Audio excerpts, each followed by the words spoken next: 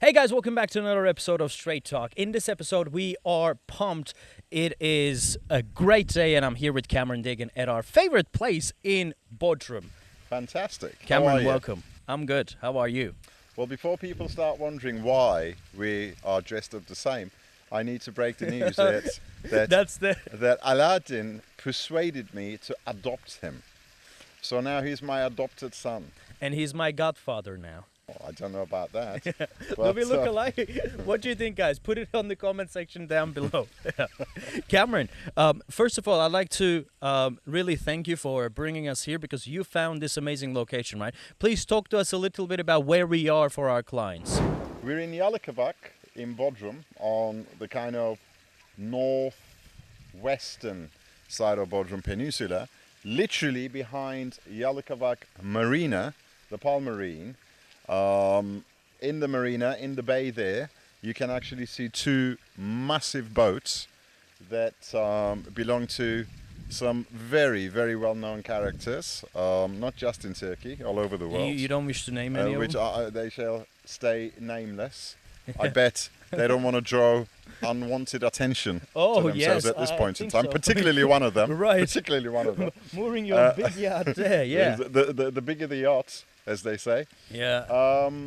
Yes, and I'd like to give credits and extend my gratitude to Mayapu for hosting us in this fantastic mansion. Amazing. Fantastic mansion with one of the most spectacular views, I must say, that I've seen in Yalıkavak. And wait till the sunset, it's out of this world. There's this most breathtaking sunset here. So many thanks, Mayapu. This is G Beyond, the exclusive villas of Mayapu behind Yalıkavak Marina. Definitely one of our favorite projects in Bodrum. And if I'm not mistaken, there are some villas for sale in this particular development. Well, actually, Mayapu did advise me not to get into marketing. Okay. So we're not going to market the properties. However, these are some very special villas, and thank you, guys. Well, thank you very much for hosting us here, guys. Yes, Cameron, Bodrum definitely is our favorite location. And a lot of people have an idea about Bodrum. Some people think that it's just another town on the south coast, the southwestern coast of Turkey. Some people think that it's just made up of one particular town. I don't think it is really well understood what Bodrum is and what it really stands for. And you, being an ex-local, if that's the correct terminology to use, being an ex-local of Bodrum, could you please describe us what is Bodrum? Well, Bodrum is the whole peninsula. The whole peninsula is what we refer to as Bodrum. Having said that, the center of this peninsula, which is the largest town among some 15 to 20 little villages and towns dotted all around this peninsula, is called Bodrum. Mm-hmm. So it names the peninsula. So when we refer to Bodrum, we refer to the entire geography, the entire peninsula. It's just like an island. In fact, a great deal larger than most of the Greek islands that are just swimming distance away. Right. But it's a peninsula. That's what we call Bodrum. So to kind of explain what we mean by Bodrum. But Cameron, talk to me about why people are in love with Bodrum, because there is this thing called Bodrum lovers. It's almost like a cult, isn't it? It's if you come to Bodrum once, you just fall in love with it. I don't know if it's because of its weather, or if it's because of its water, or because of its food. I don't know what it is, but I think this place emotionally hooks people. What is it about this place? You're right. Bodrum is a very special place. I know that what I just said doesn't really mean anything, but I'd like to start with that. It's a very special place. It's almost like a microculture within itself within Turkey. It's part of Turkey, yet it's not. It's almost like a little island off the coast of Turkey in the Aegean that kind of carries the characteristics of the Mediterranean culture, certainly, the subculture of the Mediterranean culture, which is the Aegean culture, Greece, Turkey. So Bodrum is all of that, plus obviously an undertone of sort of Western Turkish culture. So it's a microculture on its own, it's a microeconomy on its own, and it is most certainly the oldest resort in Turkey, dating back to early 20th century. So it has a very long history among Turkish well-to-do in particular.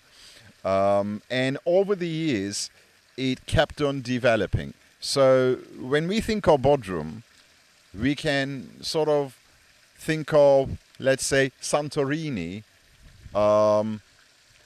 Crete, Mykonos, Saint-Tropez, Nice, and a lot of other Turkish villages kind of compounded together into a bag, tossed around, and scattered around this geography. Right. For me, this is Bodrum. Why? Well, you go to Türkbükü, it certainly has this Saint-Tropez-like feel to it, and everybody refers to it as the Saint-Tropez of Turkey.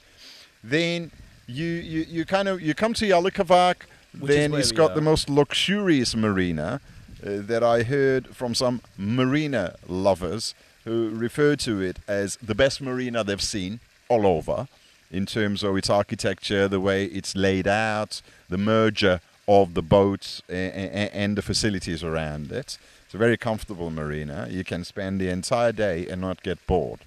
Then this is Yalıkavak, so it's kind of high-end luxury yet only a few hundred meters, well, maybe a few kilometers from the coast into Yalıkavak, and you start hitting the old villages of Yalıkavak, where despite all that luxury, some of the most expensive yachts in the Mediterranean being here, these villages, they feel like time has stood still for centuries. Right. Organic food, the tomato gardens, the pepper gardens, people literally live off the gardens, and they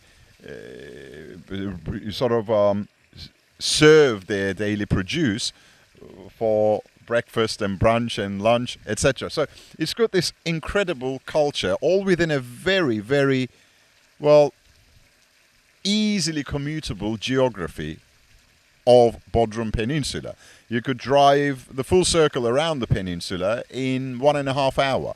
So we're not talking about a massive place, but we're talking about a place that is big enough to have a world of its own, and that's exactly what Bodrum is. It's unique.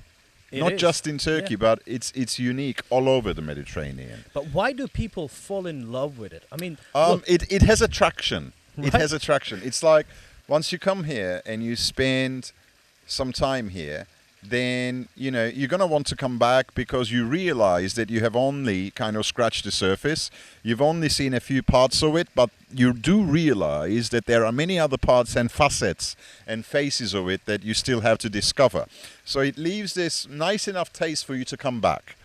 And when you do come back, you discover a little bit more. And each time you're discovering a little bit more, a bit like peeling an onion, you get to like it more and more. And before you know it, it's captured you. And before you know it, you're coming back and back and back again to Bodrum, year after year. And that's kind of the experience I see with Turks and foreign tourists and home buyers alike. They keep coming back. The place has got an attraction. And I think the main reason is what I mentioned, a microculture and a microeconomy in itself, that it offers a full lifestyle, unlike most Mediterranean resorts, not just in Turkey, but dotted all around the Mediterranean, where They're pretty, they're cozy, you know, there's the chill atmosphere, good food, organic, great weather. Well, the Mediterranean, you can't beat that. But you know what? They're resorts. They're I'm gonna holiday tell you resorts. something This about- place is not just a holiday resort. 100%. Sorry to interrupt you, but I'm going to tell you something about the weather. What is today, guys? Is it June 22nd? June 23rd. Okay. It's June 23rd. The sun is literally behind us. Yeah. We were supposed to be shedding sweats right now. It's very comfortable, isn't it? It- And the- you the- feel the breeze. The breeze is amazing. It's almost like a natural air conditioner. There's It's no like humidity. There's this breeze that sweeps in from the Aegean, Yeah. and the hills behind us, they're not too high to capture them, so this humidity does not rest upon us, Right. upon the towns which are on the coast. It washes away. I So think this is- there's this constant breeze that pushes the humidity away. So it's low humidity, so even though temperatures can rise up to 35, 36 degrees here, and today was 35 degrees, it is hot. When you Yeah. get into your car, gosh, the first couple of minutes, it's not hot. very comfortable. You got to press on the air conditioner and hope that your whatever car you're driving has got good air conditioning. But the fact of the matter is, you're not disturbed so much by the heat. You feel it, you get that vitamin D or whatever it is that we get from sunshine, and you get all those benefits without the downsides of being really, really uncomfortable Yeah. that you would get in summer along Of course. the Mediterranean. So let's talk about Bodrum Real Estate, okay? Over the past few years, Bodrum real estate prices are on the rise. Well, it has always been the case for Bodrum properties as well. But you see an increasing demand for Bodrum, and the market is very hot and active here. Can you give me an overview of what is happening in Bodrum today, and where do you see this place going over the, in the near future? For the past 20 years,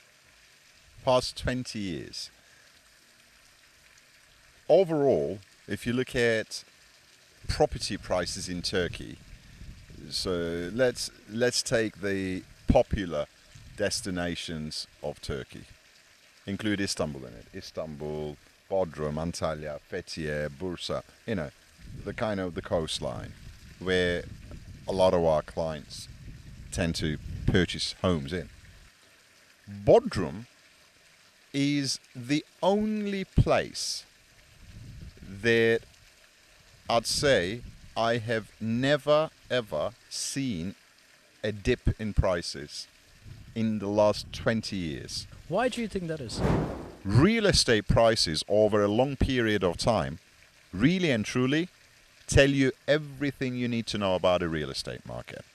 Because if you look at a 20-year period and the price is going up and up and up and up with no break, that tells you that that is a very, very highly sought after micro market. And this is what Bodrum is. And you and I know the reasons for this because we live in Turkey. Of course, we do. We live in Istanbul, where at least 50% of Bodrum market resides in. Of The course. Bodrum home buyers are Istanbulites. I think 50%. 70%.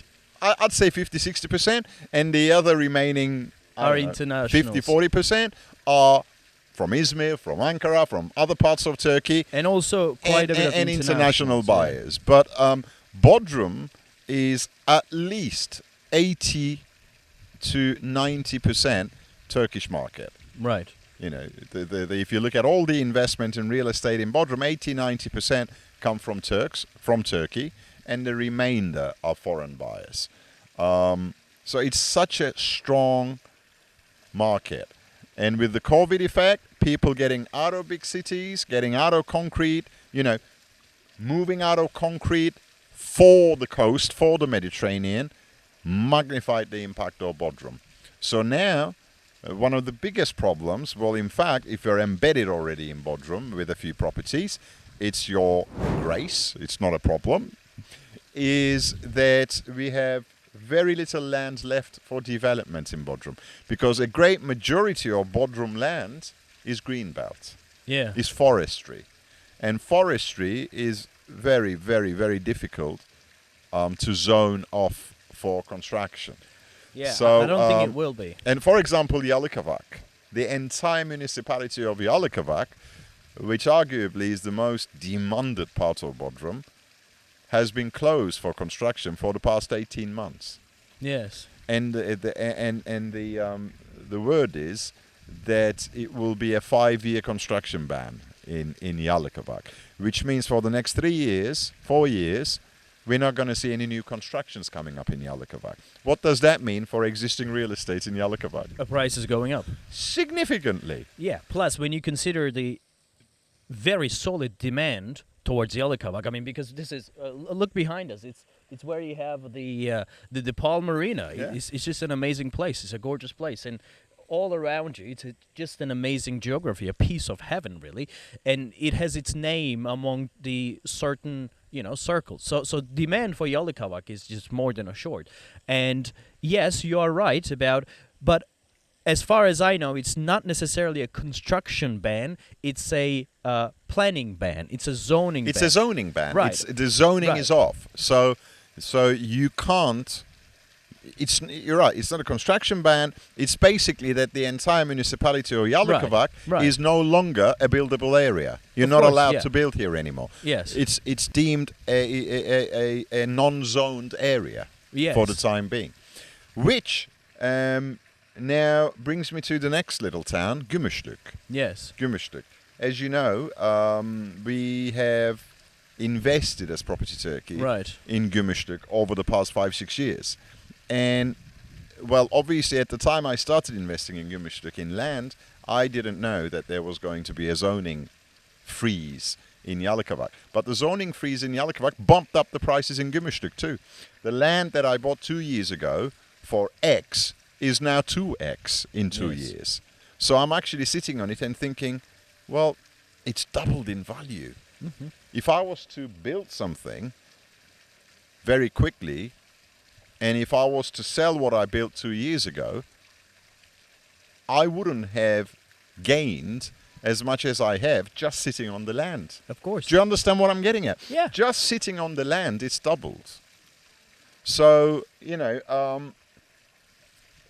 that's hopefully going to be our third villa project in Gümüşlük. The After first the two, U house and the after L the house. U house and the L house, what I have seen with the U houses and the L houses is the way the demand came toward these villas, progressively got stronger. I started marketing the U houses first about 3 years ago. We sold one of them off plan, and then the other one through construction, and the other ones followed.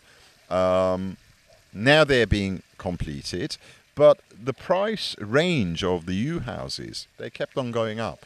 And then the L house, we started the L houses about a year ago, already sold 2 of them out of 4. And again, the same price scala. It's like we started with a price, and then we increased the price because, there's a market rate. So we kind of trailing the market rate there, or what we think our villas are worth. But you increase the price, the demand goes up. That's Of course. very interesting. I mean, Very interesting. Let's close the show with a sharpshooting session. What's that? A sharpshooting session is, since many of our clients are watching us right now and looking at the peninsula, thinking... But we haven't talked about the different areas of the peninsula. That's what I'm saying now. We haven't talked about I'm coming to where that. you should buy a home. I'm coming We to haven't that. talked about where Murtaza should Oh buy my his God. home. I'm coming to that. All right. Listen. Okay, So, go. a lot of people who are watching us right now, they're wondering where to buy properties in the Bodrum I Peninsula. don't think right? so, but anyway. because there are different little bays and codes and towns, and as you have described. Now, what I want to do is that I want to, on a not a chronological, but in a geographic order, on a clockwise, name the town, and you, with 3 to 5 words, name me who it is for, what can be done there, and for an average villa, how much you would be, spending. Deal? Okay. Okay, let's start. Put the time on, guys. Okay, the first one. Bodrum Center. A bit polluted. Historic for year-round living. Okay. Kadıkalesi. Quieter, beautiful beaches, suitable for those who are after a more peaceful lifestyle. Gümüşlük. One of my favorites. Steeped in history. Apparently Homer was born there. Interesting. Homer. 5th century BC. And Herodotus apparently wrote most of his historical pieces. He's known as the father of history. There also in Gümüşlük, because he's the founder of history as we know it today. And he was born in Bodrum. In Bodrum Gümüşlük, they say. And it's so Gümüşlük, without detracting. Gümüşlük, historic, very bohemian, suitable for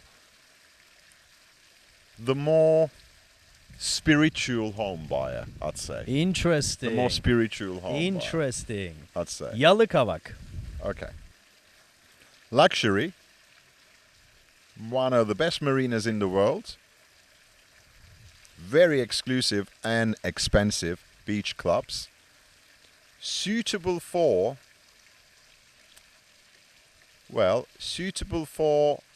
those who are after a little bit more, I'm here, see me, let me see who is here. If you understand Okay, what I mean. I got it. All right. I exactly know what that means. Okay. Gündoğan. Very Turkish. Very Western-minded Turkish. Very much so, from Istanbul. Beautiful harbour town. A natural harbour. And suitable for people who enjoy the occasional dipping in and out of Yalıkavak type situation, but they don't want to live in it. They are a little bit more, let's say, above it, if you understand what I mean. Over it. I don't mean financially. Okay. Türkbükü. Okay. Known as the Saint-Tropez of Turkey. Very picturesque. Has got this serene kind of atmosphere. Holiday resort only. It goes dead in the off season. It shuts shop. Torba. Very cozy, small. It certainly has a very, very keen followership. People who love it there and nowhere else love it there. Very close to Bodrum Center, so you could live there year round. Suitable for that. Suitable for people who want to be on the outskirts of a big city, let's call it the Bodrum Center, but they do not want the busyness of Bodrum Center. Let's face it, Bodrum Center is a busy place all year round. I'm going to name another town. Go on now. This is not necessarily within the Bodrum Peninsula, Okay. but it shares a lot of commonalities and it's just right outside the Go on peninsula. then. You wouldn't know that you're outside the peninsula. Adabükü. There are magnificent sceneries in Adabükü. When you go to Adabükü and you look around, what you see is pretty, especially some parts of Adabükü. But as far as I'm concerned, it hasn't got the soul of Bodrum. So I'm not putting that as a negative, but I'm saying if you're a Bodrum lover, it's not Adabükü. That's why we do find quite a few foreign buyers who love the area, the whole general geography, but they're not necessarily, we want to be in Bodrum. They haven't got that connection Attachment to and Bodrum. connection, yeah. And Adabükü does it just well. Okay. Well, Cameron Deggin, thank you very much for this amazing episode. But aren't you gonna ask me what I think will happen with Bodrum going forward? I remember asking you that question a long time ago, but I forgot that you didn't answer it. And let me ask you the question. What do you think will happen with Bodrum? I think Bodrum will soon establish itself as one of the go-to places among the world jet setters. Already started. It's just that they can be nobodies here when they come. If they want to be away, they don't want to be known, but enjoy themselves, they're already here, and you can see some of the boats there. And every passing year, I'm seeing more and more of that segment coming to Bodrum, and there are more than enough places where they can literally tuck themselves away all around the peninsula, whether they're small, very exclusive little boutique hotels or highly exclusive, hidden away villas on the hillsides of Yalıkavak, Gümüşlük, Türkbükü, etc., where no one would see them. I think that segment is growing year on year, and I see that segment growing at an accelerated rate over the next 10 years for Bodrum. Bodrum market is slowly pricing out the average Turkish holiday home or place in the Sunseeker, unfortunately. They're not being able to access the market anymore because, one, we don't have cooperatives anymore in Bodrum that we had 30, 40 years ago. There were kind of teachers' cooperatives, doctors' cooperatives, or government employees or judges' cooperatives where they would get together and build. Those places are not being built anymore in Bodrum. So the price scala, as far as the segmentation it goes, is definitely jumped up a few notches, which will price out certain segments of the society. That's an unfortunate side of how Bodrum is developing.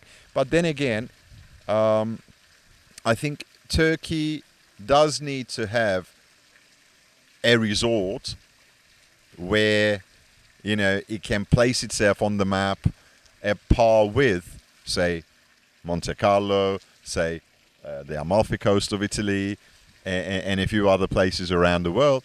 And I think Bodrum is that. And I see Bodrum very, very quickly, well, over the past 10 years, getting there. So you're seeing Bodrum not necessarily as a town of Turkey, but rather a notable resort town of Mediterranean. Well, I think Bodrum is already one of Turkey's best-known brands. It's a brand. But what I see the segmentation of Bodrum, especially with what's happening with the real estate prices and the average room rate charged by some of the best hotels here. You must have noticed that too. They've gone up too. Of course. But despite the fact that real estate prices and the average room rates have gone up, demand has gone up even higher. Right. Which tells me that Bodrum is about to be